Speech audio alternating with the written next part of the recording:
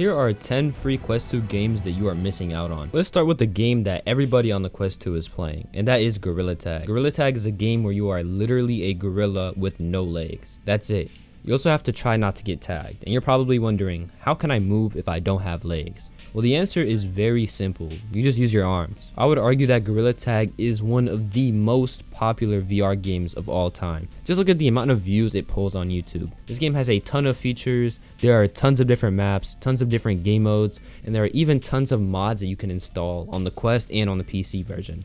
Even if Gorilla Tag isn't your cup of tea, I think you should try it at least once because it is a staple Quest 2 game. There's a game that I enjoyed playing a while back, and that is Attack on Quest. It's based off of the anime called Attack on Titan, and that is one of the most popular anime of all time. In this game, you have something called ODM gear that lets you swing around the map like an idiot, and the game gives you 2 blades to slice and dice big, giant, naked walking men. Now that sounds a little bit crazy, but they're actually called Titans, and that's the whole point of the game. You're supposed to kill them. This game supports multiplayer, so if you want to slice and dice grown men that look weird for an hour with your friends, then this is the game for you. Here's another staple Quest 2 game, Pavlov. This game is one of the most popular PC VR games, and it was really popular back in the day, and it's on the Quest for completely free. This is a Call of Duty like FPS game where there are a bunch of different maps and a bunch of different game modes. This game also supports zombies, and it's actually one of the most fun things I've done in VR with friends. A lot of these games are expensive, so I have to go the free route. It's also one of the best FPS games on the Quest 2. There are other ones like it, but none of them have the same player base and community as Pavlov. But there is one problem with all Quest 2 games, and that is if you have blurry vision, the game is going to be super blurry. So I recommend getting prescription lenses from VR Rock. They support the Quest 2, the upcoming Quest 3, Pico 4, and a bunch more. You also have the option to get anti-blue light and anti-glare with your lenses. Get yours in the link below and use code POYETECH for 10% off. But let's move away from all the shooting and slashing and onto touring karts. You remember Mario Kart? Well, this is that, but the knockoff VR version. This game has multiplayer, which you would think is a standard among all Mario Kart copies, but there's a game called Speedway Racing VR that does not have any multiplayer at all from what I remember. Anyways, touring karts is exactly like Mario Kart with all the powers and the maps that you expect. The game also lets you have different POVs when driving. You can be above your character, you could be looking at a screen, or other options from what I remember. This is a must play with friends if you have a little party, you guys want to have fun and get on and waste your time for the rest of the night. I highly recommend. Moving on from Goodwill Mario Kart, there is a game called Liminal. It is the coolest free experience on the Quest 2. The game lets you go through multiple different portals and worlds that you can choose depending on how you feel at the moment. If you want to feel calm or are feeling calm, there is a portal to go into a world that helps you stay calm or become calm. If you want to feel awe, then there is a portal just for that as well. The game claims that there are 80 different experiences to choose from, and I think that this is a must play for everybody who just got a Quest 2. By the way, all of these games are on SideQuest if you want to check them out. Some of them might be on App Lab, some might not.